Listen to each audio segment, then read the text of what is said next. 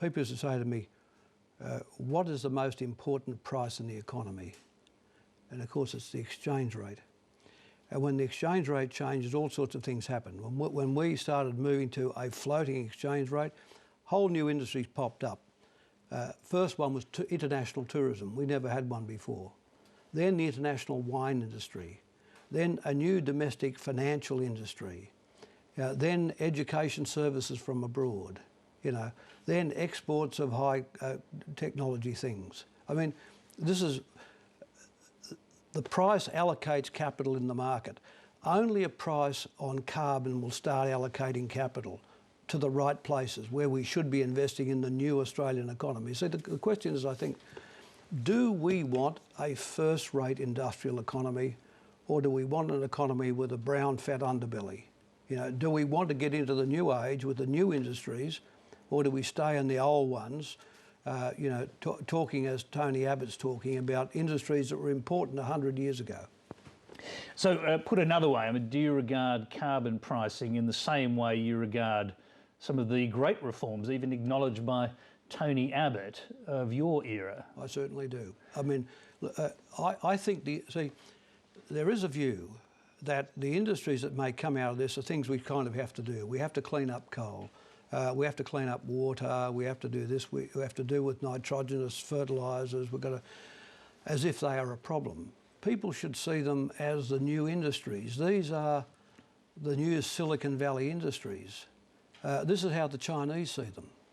I'm on the board of China Development Bank, which is the body which is basically growing the whole of the west of China. They see the new industries as their key new growth industries.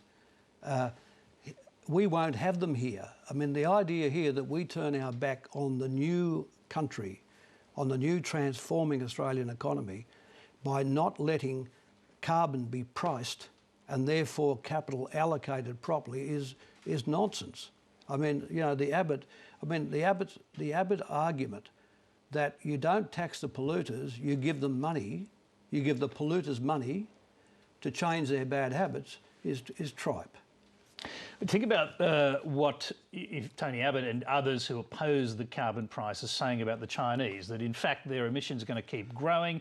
They're not serious about green technologies. In fact, they can't be because they've got to keep growing their economy. If anyone says that, they don't know China. I mean, the Chinese, look, they've got, 8-lane highways into all their cities. All their cities are going to be connected by the fastest trains. They have the most modern airport terminals. They will have the cleanest water whenever they can get it. They will have sustainable industries. They're losing arable land. They're going to maintain it. They're going to remove nitrogenous fertilisers. I mean, China knows that the new tertiary industries are in the green area. See, Tony, in this country, 80% of people work in the tertiary economy, in services, in the industry like as we are tonight, in the service economy. And the new industries, the green industries, are service industries, not the old manufacturing. Manufacturing's moved to the east. It's the service industries, are the new growth industries. So to turn your back on the mechanism which allocates the capital out of the old industries and into the new ones is to turn your back on your future. So, I mean, do you see these as traditional Labor reforms? Because your reforms, the reforms of the Hawke-Keating era, the big ones, enterprise bargaining, the reduction of tariffs, floating of the dollar, big privatisations, prices and incomes accord, etc., etc. They're even lauded by Tony Abbott. But do you actually see this in the same I do. terms? Look, the economy's in a massive transition. That's obvious to everybody. The terms of trade are affecting a massive transition on us. And this pricing mechanism in carbon is part of that transition. So, of course, it stands with those big changes, Medicare, superannuation, the deregulation, the ones you mentioned. It's in that league. It's part of the Labor tradition of change, the Labor tradition of the adaptation of the economy. You know what Tony Abbott's policy is? If you don't give me the job, I'll wreck the place. If you don't give me the job, I'll wreck the place. And we're saying, oh, well, Tony, you better have it. you know, otherwise you might destroy it on us. I mean, Tony's got to have the political judo chop. That's what Tony has to have. This policy is an all or nothing gamble for Julia Gillard, who it seems you think should be judo chopping Tony Abbott. But what can you do with obscurantism? Well, first of all, it's an all or nothing gamble for him as well. Judging by the polls and the public mood, it could go either way. But certainly right now it's going his way. Well, if a country wants to back its way, countries make mistakes, Tony. Lots of countries have made mistakes.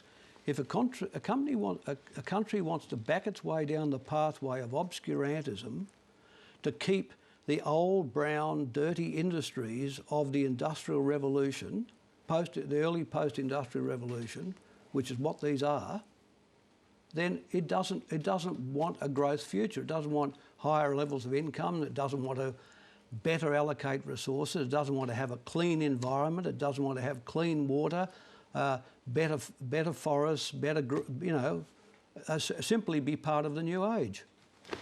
Why is Tony Abbott's, given what you're saying, if the public took that view, they wouldn't necessarily be supporting him so wholeheartedly, but his Just Say No campaign appears to be winning right now. Let's go. I mean, I've been through a lot of these ones myself. I fought car companies, textile companies, you name them when the tariffs come down. But you look at it today, look at the results, Do you think that Ford and General Motors would have been giving us the cars they're giving us today if we hadn't have had low tariffs, if we hadn't have taken the effective subsidy away, if we'd have just handed them some money to do better, as Tony Abbott's suggesting we do with pollution, hand them some money to do better, you'd still have, the handles falling off, the old creaky doors, the low quality. I mean, you've got the quality in Australian cars now because of competition, because the market's given you imports. You can get a Mazda, you can buy a Volkswagen, so therefore the Australian cars have measured up to that. Unless you have a market mechanism working, the idea that the government can hand money out to improve these things, which is the Abbott policy, is bunkum. But by the way, what's the media doing about this? What about that sleepy press gallery of ours? What are they? I mean, is there no premium on quality? Is there no premium on good public policy anymore? Do they just say, oh, he said that and then she said this, and they said this and we said that? Where is the quality of the national debate, and why isn't Abbott being flogged by the media? We'll come to the media. Position. We'll come to the media in a moment. But tonight, for example, Tony Abbott was taken to task at a public forum in Brisbane for bagging climate scientists, for bagging economists who support the carbon tax, and he was asked, why doesn't he listen to these experts? And he was asked, who do you listen to? And he said, I listen to the public. Well, it's a jingoist answer, isn't it? Jingoism. Don't conscientiously lead the community or lead the nation, just follow along behind public opinion. Well, that's what... Well, he seems to be leading public opinion in this regard. I mean, he's saying that he listens to the public, but he's leading the public, isn't he? Well, I don't think he is, Tony. No, he's not leading the public. I think the Prime Minister is leading the public, and she's doing a level best, but she's, getting support in important places. But this is a very great reform. And if a country like Australia can't effect these kind of changes, where does it leave us in the big game against the Chinese economy, all these other countries, most of Europe, that are making these important changes in climate and climate science? Where does it leave us? You, of all people, know how hard it is to get a new tax put in. In fact, Tony Abbott's stolen one of your best lines on opposing the carbon tax. He's stolen your own campaign line against John Hewson's new tax, the GST. If you don't understand it, don't vote for it. If you do understand it, you'd never vote for it. I mean, he's using your best lines. Yeah, well, that's Oscar Wilde said. Anyone that doesn't like flattery has never been flattered. but doesn't this just go to prove how hard it is to actually introduce a new tax in this country? Look, Tony, let's be clear about it. It's $30 billion in all coming from the polluters. It's not the public paying the tax, it's the companies. Of the 30 bill, 15 goes to the public, roughly, and 15 goes to new clean technology, right? Just as it ought to be. Just as it ought to be. It's not as if it's a tax on members of the public. It's a tax on the companies, and the extent that leads to increases in prices, they're covered by the compensations the government are offering them. So, I mean, it's a very, very well thought out scheme, and importantly, a very fair one. But surely some of this has got to do with the way the government has sold this policy right from the beginning. Months and months of ministers, the Prime Minister and everyone who wanted to support this scheme having no detail to work with. Surely that was a political disaster, wasn't it? Well, it's very hard to get this stuff out and going when people know you're doing it and yet you haven't got the detail out. Now it's out there. See, for instance, you know, the Treasurer's increased the tax-free threshold to $18,000. That's a very big change, very big change.